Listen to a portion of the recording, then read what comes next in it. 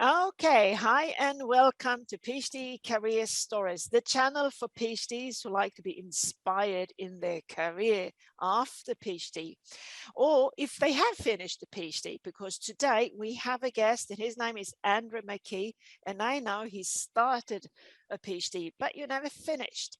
But before asking why, Andrew, a short introduction, because indeed you have an absolute fantastic career behind you here and still have 20 plus years, over 20 years from the biotech and pharmaceutical and healthcare sector. To that, you have been in dream companies that I know many of my clients, they love to work for McKinsey, Genentech and Google. And to that, you have an MD and Bachelor from the Duke University. And today, you are running your own company, president at the Headland Strategy Group. And then I have a little, teaser, because I know you have a hobby and you play saxophone. And I know that it's a lot more, but we have to stop it there. So welcome, Andrew, to this show here. Something you like to add to your background here? Thanks, Tina, and it's a pleasure to be here, and thanks for the great summary. I just only would add two other things. I'm really into writing fiction, and I'm a family man, so a husband and father of three thriving young girls. So that's pretty much rounds out my immediate way I spend 95% of my time right now. Yeah, you have a family. Yeah, it's actually in your bio. I didn't take that word. I thought you maybe. And your children, are they also interested in this? Have the same sort of energy that you have? Yeah, each child, each person's different. They do have, for whatever reason, happen to have at the categorical level similar interests. So music, art, dance, and learning. So, reading, writing, science and math. But the way they express within those categories is very different and highly unique. So yeah, and of course Each one is, unique, like me and my brother. Two yeah. parents, but very different. That's how the genetic is. Anyway, Andrew, I'm going to pull you back or draw you back, when you started your PhD, because we discussed that before the podcast. You actually took a decision to start the PhD that you never finished.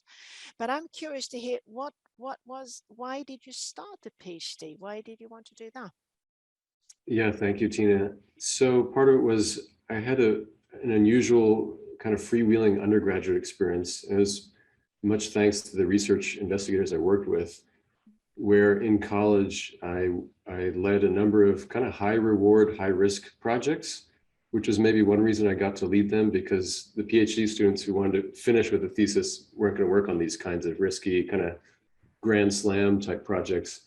And there's also a time at Duke, this is in the late 90s, early 2000s, with a lot of research grants coming in and not enough people in my memory to do the work. So I worked on a lot of cool projects and for a lot of great mentors who are PhD advisors or MD PhD.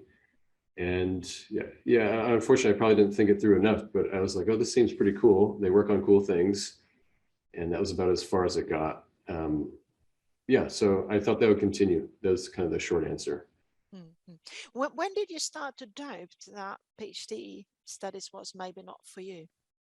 Yeah, thank you. So one was, I try to change gears and go into basic science, even though my prior background, I'd worked in 4 or 5 different labs on more applied, like biomedical engineering types of projects, both on the biotech and the med device kinds of sides of the world.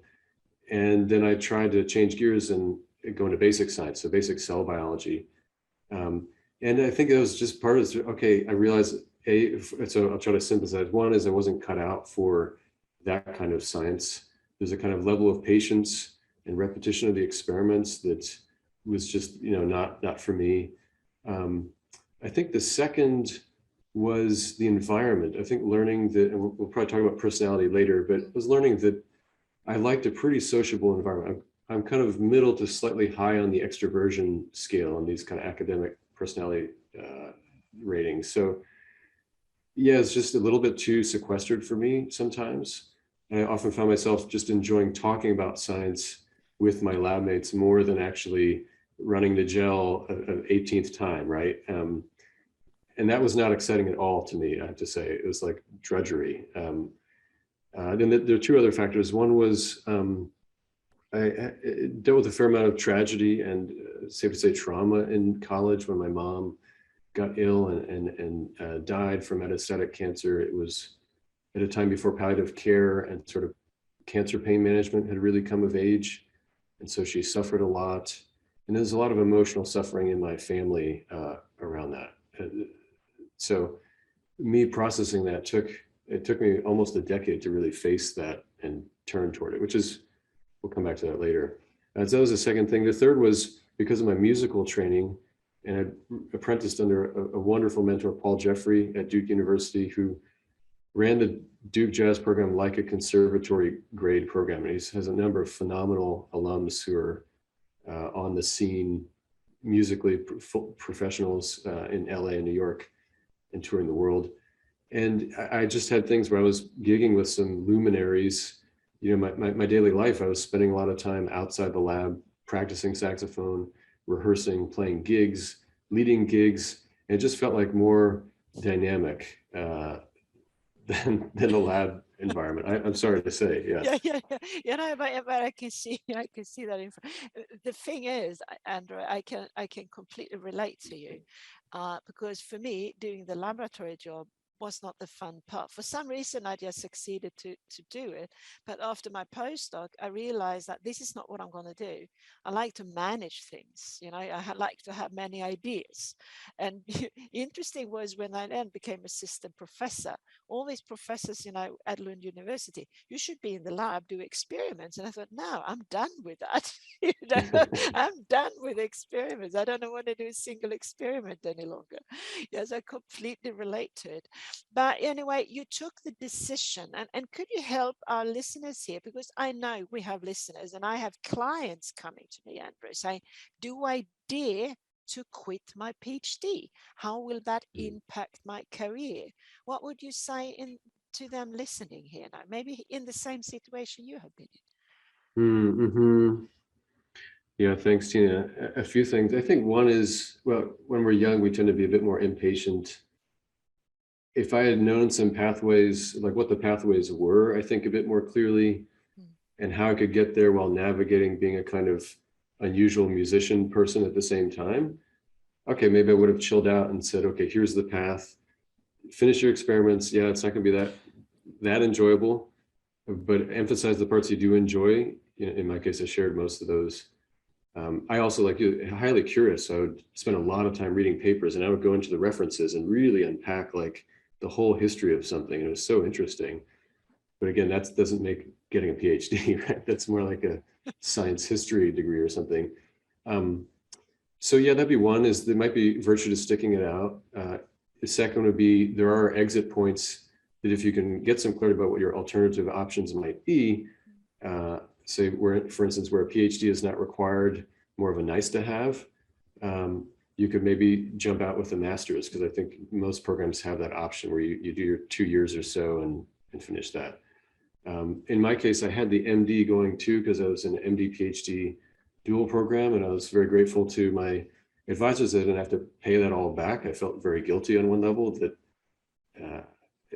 but because I had a full scholarship going in, and I decided to finish the MD. But actually, it was so kind of traumatic, is I think the appropriate word, that not only because of the emotional trauma I was dealing with, but traumatic for me that I do have this goal-oriented element to my psyche.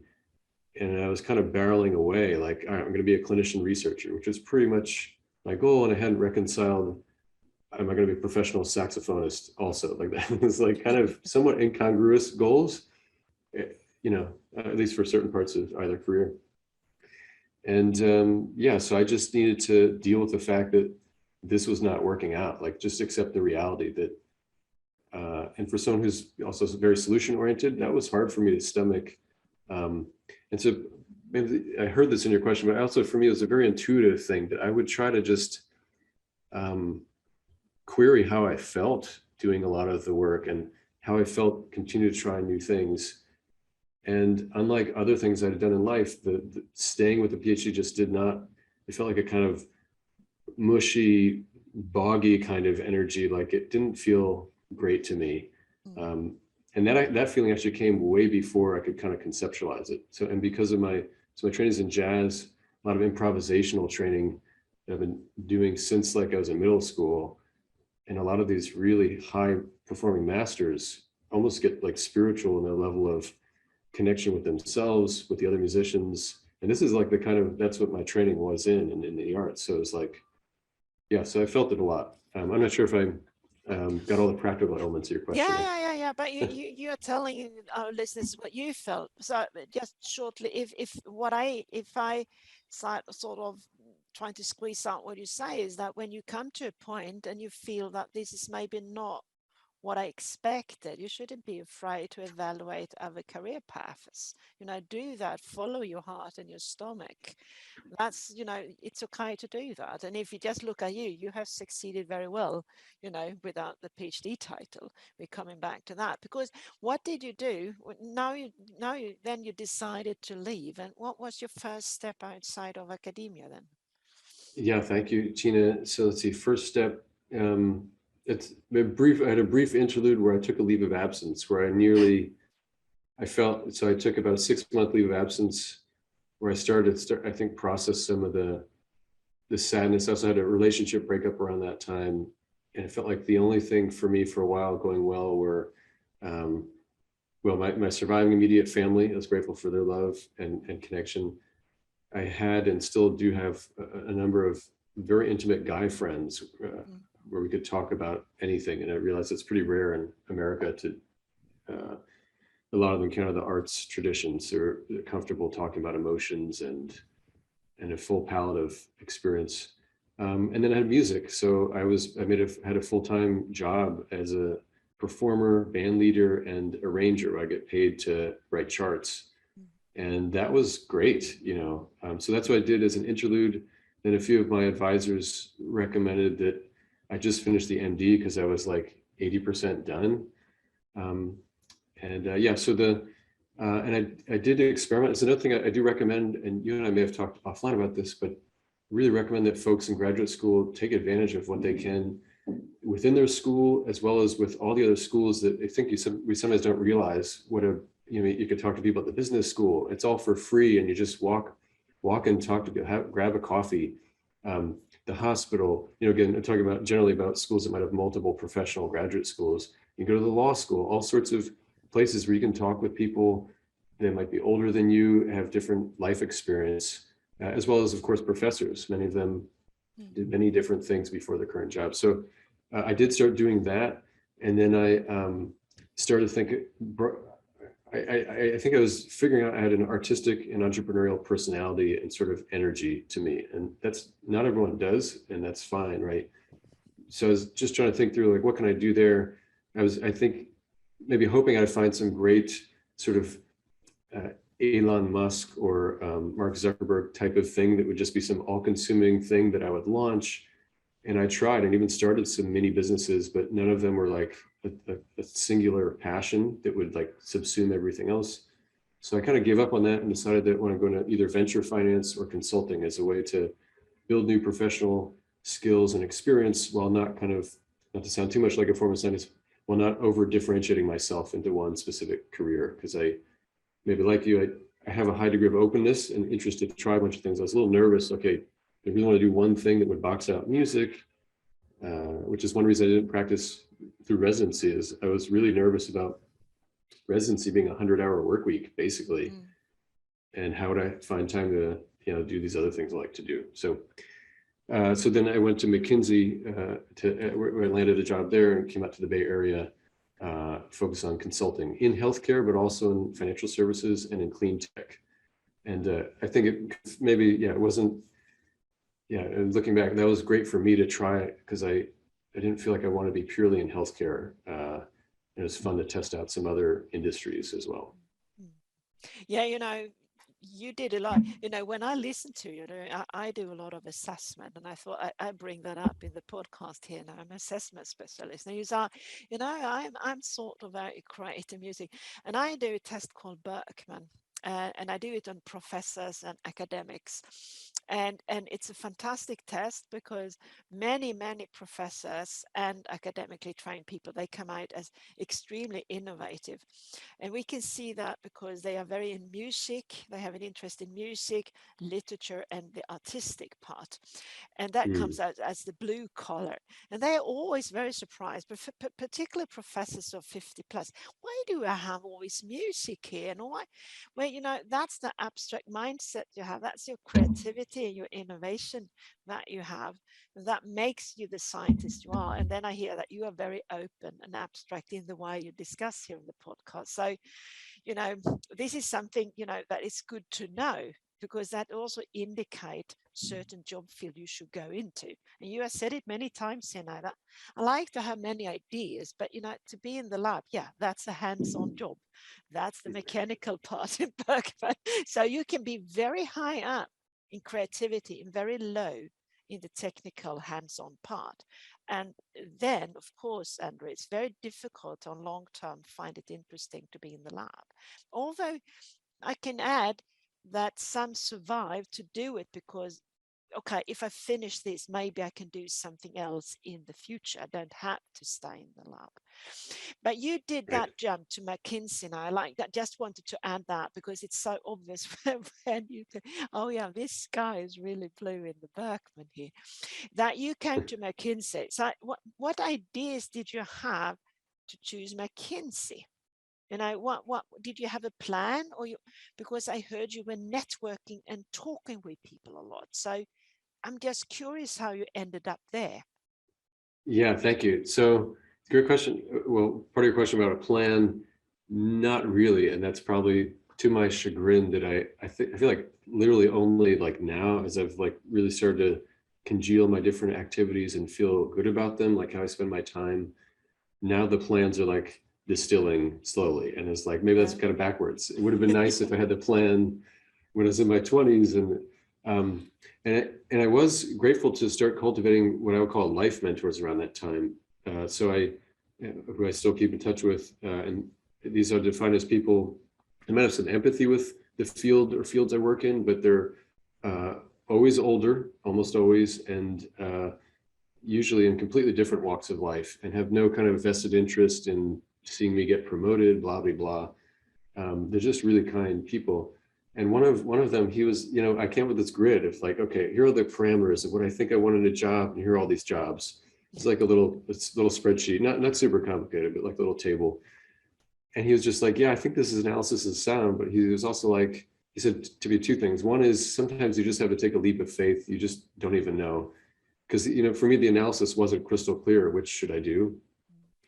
And he also encouraged me that if I take time to reflect and get still, I probably know more than I realize. And that was like a really powerful, kind of mind-blowing comment, which I still, you know, to this day, especially with meditation and journaling, at a meta level, I'm still working with, is like, we know so much more if we would only listen to ourselves and relax and do some of these practices. So why McKinsey? So it was a way for me. It was at a time where they invested a lot in their advanced degree folks. So you basically got 80% of an MBA if you came in there with a JD, an MD, a PhD, and some of my classmates in the program, I think, had a master's. So it was like some kind of advanced degree. And 3 business schools in the US did like a custom curriculum. And so it was great. So I got to learn a ton about business. And then I learned a lot of professional skills on the job and through subsequent trainings at a large firm like that, with you know, communication skills, project management, project leadership, business strategy. So that was all really good. And then I think for me, I realized, maybe because of some of the stuff I'd gone through with my mom, I wanted to do something that I did feel like pretty fired up about generally. And that wasn't for me. You know, I describe myself as an ethical capitalist. Like, I see there are places for capitalism, and sometimes it's not so good. And I want to do good by the businesses I lead and run. And it just didn't always feel like, again, I'm trying to be charitable, but yeah, for me, it started to become not the greatest fit. And I wanted to explore. So I don't know if that answers your question about, but again, it was a good place to go, great professional training. I built a lot of good relationships that I still have maintained to this day. Yeah. Yeah, what I hear is you did a very good tactical move because you got training in business and all that. So it's a very good, and one of my clients has done the same, and also get the MBA. So I think it's a very good tactical move if you, and you got an advice I like. Let's see if I can get it the right way here. You say sometimes when you don't know what you want to do, you have to take a leap, even though it's not crystal clear what you want to do. And I think that's a very Yes. good advice, actually. It's like Alice in Wonderland, you have to just do something and trust that you will figure out, basically. And you will, you will figure out, you know, Exactly. Yeah. yeah, And I'm happy to offer listeners more encouragement there too is, yeah, I'm a big fan of experimentation, and part of it is the science training. It's just like, okay, you have some idea, say it's a cell experiment, you're going to look for some protein or do some sequencing experiment. You don't know how it's going to happen. You can do the same with, life and career decisions. So mm, you can, and I didn't do this, but McKinsey and the other bigger firms have like summer programs you apply to, yeah, so you can really get a taste for what it's like. And I think there are all sorts of things, whether they're structured or not, you can create as experiments. Like I had a friend who was exploring a career pivot into nursing, and he arranged something where he could be like a nurse for a day, and just, I guess the hospital in America, they got all the confidentiality stuff sorted out, and he could just like go around the hospital and be like, is this what I want to do? Because sometimes you don't know. And again, those experiments aren't high risk or high investment, other than spending the time.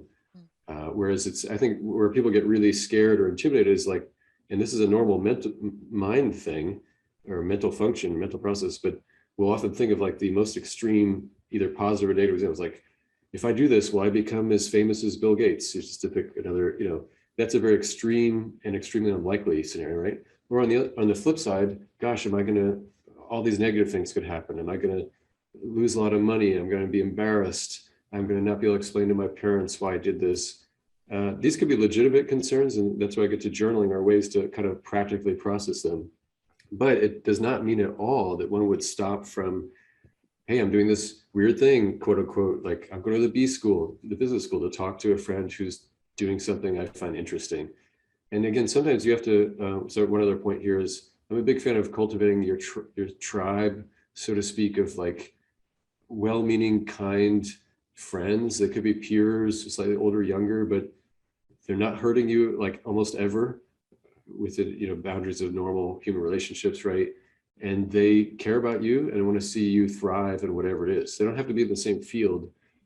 And I found that sometimes it's very similar to like when one deepens with meditation, you sometimes start to lose the friends you had, because they don't see things the same way, or whatever you're doing is weird. But you also gain, I find, more enduring friends who are on this path of, and so, that was the fun thing, maybe to bring it back to McKinsey. I met a few life friends who are also kind of only there for a few years. Like one of my best friends, he's a writer. He was like working at McKinsey 8 hours a day and writing, I think every night for like 4 to 6 hours. And not only content wise was that interesting to me, but it's a kind of friendship where this is someone who's really on a journey of self-discovery mm, and similar values to me, that again, it's made for a really enduring friendship. mm. Yeah, it's great to hear that. And now I have to pull back here again and say that listen carefully what Andrew is doing here, because you're doing the network, and you cultivate the tribe, you stay connected with the people you have been working with, and this is a success factor, because you never know when you're going to need the people again. It can take 20 years, and suddenly bing, you meet again, and suddenly now I understand why I met you. That have happened to me. Why did I do that company?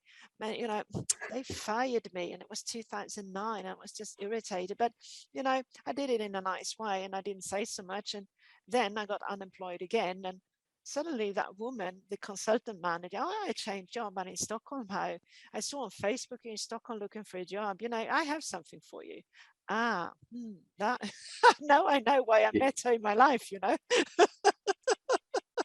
Yes. like that. It's interesting. And she said, yeah, I remember you. You were the only one that actually on that meeting said that to the manager. Yeah, but I got fired because of that. Yeah, but it was so cool. you know. So you have to live your values. Then you always get the people around you that you're going to need for the future. Yeah. So thank you a Yes. lot, Andrew. Well, and I love, Tina, I love, if I could just riff with you for a moment, I love the kind of spirit of, I think when I hear what you're sharing, is like the spirit of mystery and positive exploration that I Yeah, think tends to get deprioritized in just speaking generally about mainstream society. So I think, at least in American culture, and certainly in professional circles, I think over dialed on like the career with like big bold letters, and like it's this definitive, like you're building some, or I don't know, carving some statue that's going to be this ironclad thing. And instead of realizing that, okay, yeah, sometimes you do the dance, you have to pitch yourself and sell yourself, and you apply for jobs, you build a resume. But if you kind of think of it scientifically, like the way we try to find happiness day to day is not with these like ironclad labels of I achieved this or I'm blah blah blah. It's like you're actually just going through your day, talking with people, solving problems, and the more you can kind of bring that practice of mystery, a positive adventure, seeing what you learned, even if something was painful, because sometimes we have painful experiences.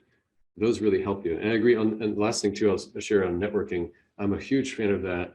And maybe because so my mother was a refugee from Hungary with her parents during the Cold War, and this is kind of resilience. I think I would just be growing up with her energy that they literally gave up everything other than like the jewels they could hide in their clothing.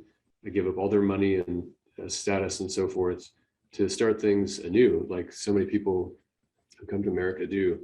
And she was a phenomenal network. So I had a lot of like good role modeling. She would meet someone, in a coffee shop, on a plane, in a library, and they could become lifelong friends. mm, And so I've always taken that example. A final point of encouragement here too is that I occasionally think about people, and I usually 80% of the time try to follow up. It may not be immediately, but I'll be like, I wonder what my friend my lab mate who's now a professor at UNC, like what's he yeah, up to?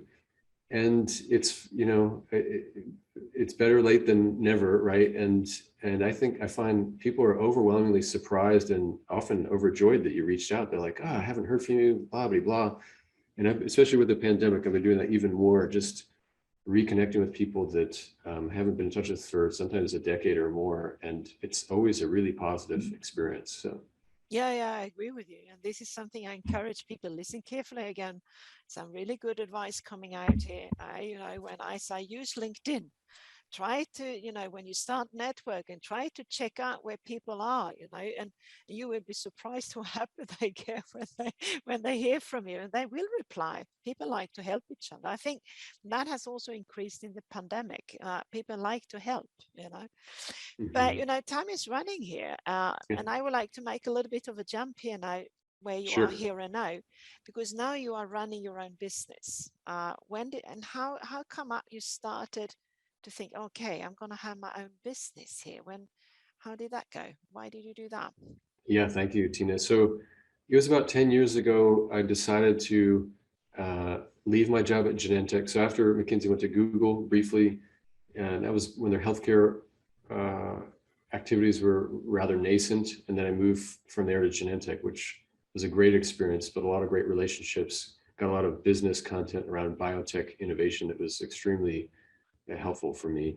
Um, and yeah, so but then it's a large company. It started to like not fit my need for. I have a high comfort with lack of structure, with high uncertainty. I'm comfortable with high stress too. So it was kind of like it got to be a bit too repetitive for someone with those kinds of interests. That was part of it, was about the job.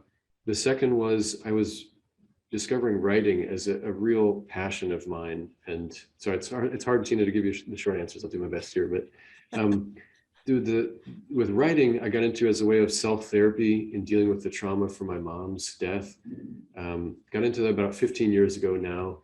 And it just started to snowball as not only helpful therapeutically, which I absolutely recommend for anyone, but I kind of had this nice discovery in my 20s. I actually loved and had some aptitudes for writing fiction, particularly literary fiction, maybe to a lesser extent poetry.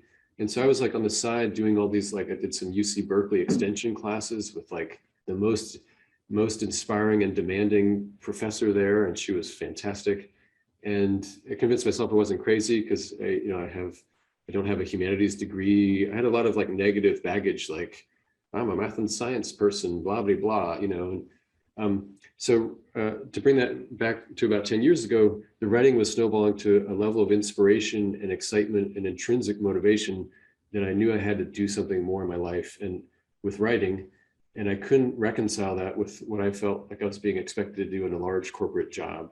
Um, and then the third was we had two of our two kids at the time, and they were very young. And my wife, who's a physician, was going through some training, and it was didn't from a family perspective, it felt uncomfortable for me to also be outside of the house a lot. Um, so yeah, I decided to do my old job part-time initially. So I was working 50%. That gave me a chance to be picking up the kids from daycare and cooking and changing diapers and all that. And to write. And I negotiated with my former boss and the teams we worked with that I would have 2.5 days off each week where I was writing. So that's how it started. And then again, another nice discovery to this theme around experimentation was, I mean, that could have been fun. I could just sustain that like full stop. But I discovered I actually liked and also re-remembered how much I liked the outward facing element of being a consultant, and not only doing the projects, but the interfacing with people, trying to understand what problems they're trying to solve, whether I could help them solve those. And then I realized that's really part of like ethical sales. I feel like I need to have that adjective. Ethical sales was like, or genuine sales, which is like, how can we help? Is there a win-win that could fuel a collaboration? And so I started to realize, and I also realized too, like, yes, I can do business analysis with Excel models, and yes, I could dive into the papers behind some biotech innovation. And I kind of like to do that, but I actually like to lead a team more than, and trust them and teach them and empower them and see their skills develop. I like that more than actually doing it myself. And so it's not like a hands-off, like, you know, I own a restaurant and I just don't do anything there anymore. It's like, I want to be involved. So that started to snowball. I started to work with a few consultancies that worked with freelancers, also worked with a boutique firm, and started to take on more responsibility there. And it was also great learning and built a lot of great relationships. And then as our oldest two kids started to get older, I started to just finally clarify some of my goals more. And I started to realize, oh, like I've looked at the last 5 years or so, and I've become like a consulting executive. I'm leading all these projects. I'm winning a lot of business. And it became a bit more real. And that's why I made a decision to start my own firm. So Headland, we're about 5 years old. I felt like I'd wanted to move on and define things from the start on my own. So that's why I built Headland. We had a few clients from the early days. And again, just to try to wrap it up quickly, is I just try to leverage my strengths a lot, which again are most of which I mentioned, that work well for my job description, which is heavily tilted towards sales, leading, also a lot of client service, which I like a lot. And I'm pretty comfortable with HR and management things that a lot of people don't like. And it's good to know if you don't like that, because some of that stuff like negotiating, you know, compensation and job descriptions with staff, that stresses some people out a lot. And it's good to know that, because not everyone needs to be a leader or manager. You just maybe find someone like me to work for, and I'll try to make sure we treat you well, you know. But again, everyone's different. So I don't know, did I answer your question there, Tina? Yeah, you know, you do, because what I can hear, and change me if I misunderstood you here, but you know, you grow into your business naturally somehow. It wasn't start and stop, like, you know, I end and start. And this is something I learned from many of my clients that and coaches that, oh, I like to start my business. I don't know how to do it. And I said, maybe you have to grow into it, because I had to grow into my business too. It took many years to sort of, suddenly I just had my business. You know, it was something that happened. Yeah, and Yeah. it's very hard to explain actually. I just started to invoice. So it wasn't so that I stopped and then, yeah, no, I'm going to see how I'm going to. It didn't happen like that. And this is what I hear from you as well. That, you know, if you are aimed sort of to run your own business, and this is what I understand from you when I listen to you, that you sort of have moved your whole life into that path, what you do today a little bit. It's something that you Yes. gradually grew into. So it became something very natural. And this is what I Yes. help my clients to say, maybe you shouldn't look maybe you should feel more and follow what people you like to be with, and Yes. start from there and just do things that you like to do, and it will come. It will come slowly. It will just come to you. Yeah. And this Yes. is what Yeah. I Thank hear you. from you. Yeah.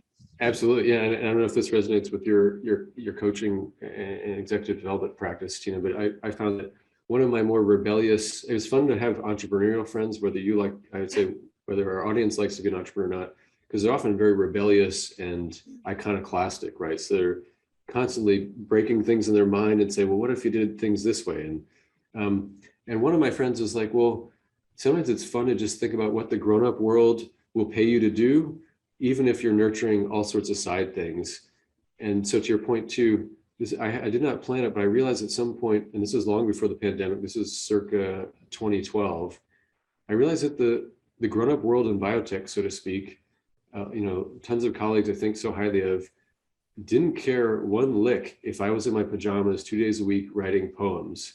As long as I showed up with the team I was leading, and we absolutely, now we're working on high priority strategy projects that, with super high visibility, like SVP and CEO level, major decisions. This is like really important work. But I could do it and also not do things on like Mondays and Tuesdays. But then the insight for me was, okay, like people actually don't care that I'm kind of like a Mr. Mom at home a lot of days, that I'm doing writing and all these kind of weird artsy things. They just care about I'm delivering results. And I think still to this Delivery. day, right, yeah, that's with anything, especially with a services business. If you deliver the results, people don't care about a lot of other things and they trust you. So yeah, for me, it was like, okay, because for a long time, I was like holding biotech in part of my mind, like this is almost a problem. Like it's not music, it's not writing. But then I realized that, okay, I do enjoy it. And if I do it on my own terms, I can be paid for it. And why, I have to push that away in my psyche. So I started to accept it as like, yeah, it gives me a lot of meaning. I also love, especially with my mom and other family members having died from a lot of different diseases. And it's nice to be at a sort of era where there's so many cool new medicines being created that, you can talk about a whole podcast about that, right? But anyway, so yeah, I don't know if that resonates with your Yeah, yeah, expertise. Yeah. it absolutely does. Sometimes we work too hard to find the answer. And I had a Yeah. client, I said, do you know why? I'm just curious why you have to run into the wall all the time. Why don't you let the wall come to you? And if you don't know, talk with people, because when suddenly, there is something out there and you don't find it until, you talk with someone, or you suddenly bump into it somehow. And this is where Mm-hmm. it happens, in that sort of unknown interface. Now, this is very hard to give advice around that. That's a lot of coaching and working with your feelings, and help people to say you don't have to be an expert, because in academia you are trying to become an expert, so you think I need to know everything, and I say you don't have Mm-hmm. to know everything. It's okay to say I don't know. Why don't you tell me more? How would you do? So suddenly, God, now I have it. Now I know what to do. Yeah. Mm-hmm. So Yes. thank you. You are pointed in that direction completely. So we are coming a bit to an end here, Andrew, and I would say it has been absolutely fantastic to have you on the podcast. We could have made another hour here, so I probably will have to invite you again. So we I'd be choose, honored. Yes. yeah, because there are many things you have done so much, and there's so many life lessons to be told from you, Andrew. Thank you very much for being so personal here and sharing all your tips and tricks. Thank you very much, Andrew. You're welcome. And yeah, thank you. And for you guys that have been listening to this podcast here today, this is Tina Persson, founder of the podcast. And don't forget, you find many, many more podcasts if you go to the webpage or check Facebook. It's over 100 at the moment. So there is for sure a story that you're going to like there. So thank you very much for today, and speak soon again. Take care.